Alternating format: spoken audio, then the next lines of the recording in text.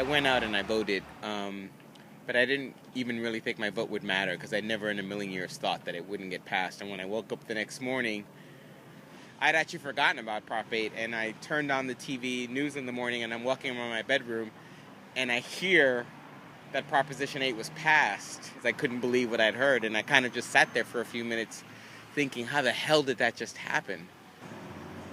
The reason why Prop 8 passed was because of a lot of the Mormon influence, and also a lot of minorities voted against Prop 8 or voted for Prop 8.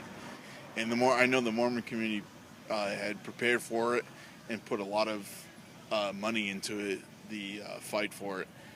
I voted in favor of gay marriage, so I voted against it, and I think that was part of the issue with the proposition is how it was voted. People were confused if they were voting for it or against it. It was the wording. If you were for it or against it, there was a whole wording issue with the proposition, and it did create a lot of confusion. People think California and they think, oh, liberal, but it's really just Los Angeles and San Francisco, and then everywhere in the middle, it's like the Midwest. It's really confusing.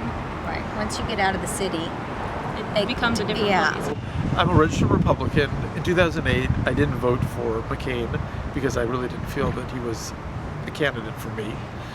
Republicans create an ideal. The ideal might be what life was like in the 1950s, and then they try to recreate that.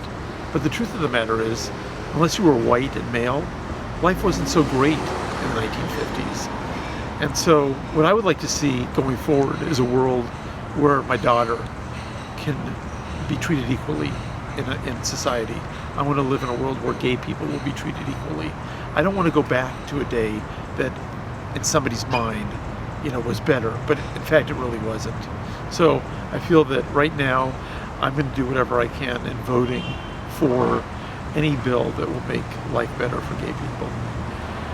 I am registered as a Republican, but I voted for Obama this past time around.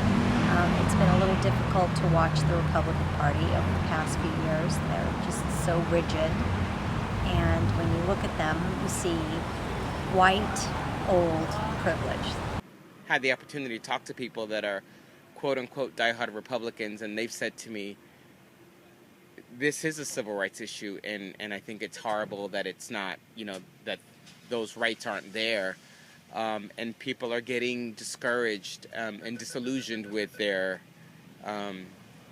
party's social stance.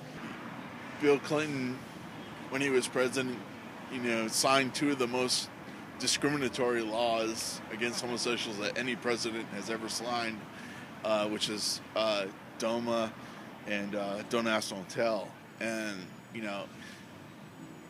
I appreciate the fact that he's overcome that, and he agrees that gay rights is an issue, and he thinks that he did the wrong thing.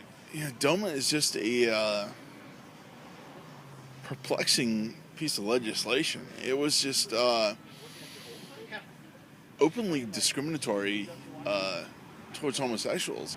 In my life as a gay man, as a man of color, from representing a minority group or a non-white, a non-majority group, I am reminded, pretty often, almost every day, that there are people who don't think like me. And that's part of living in this country, and you have to take the good with the bad. But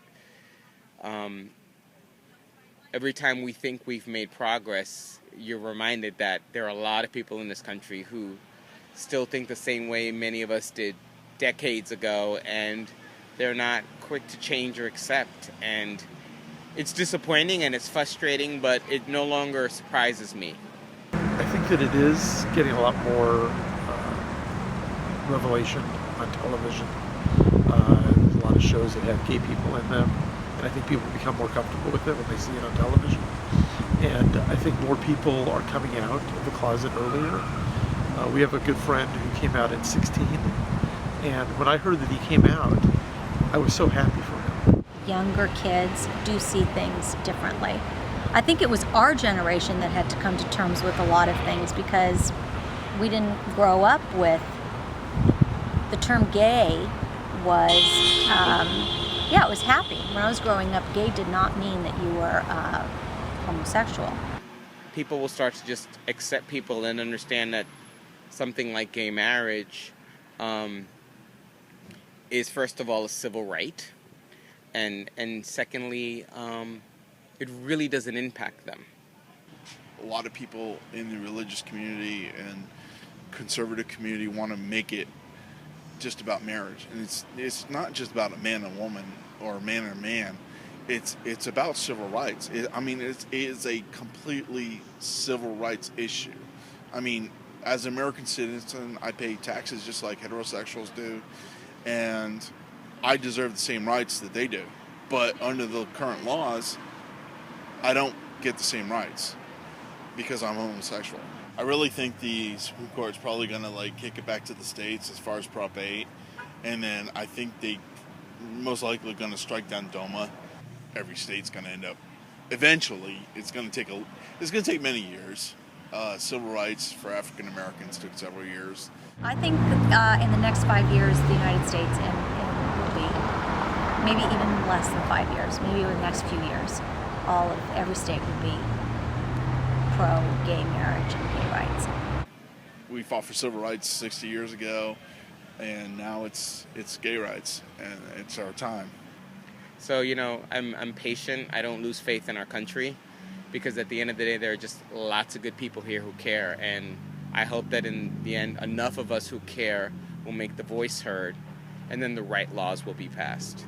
Prop 8 means no same-sex marriage, period.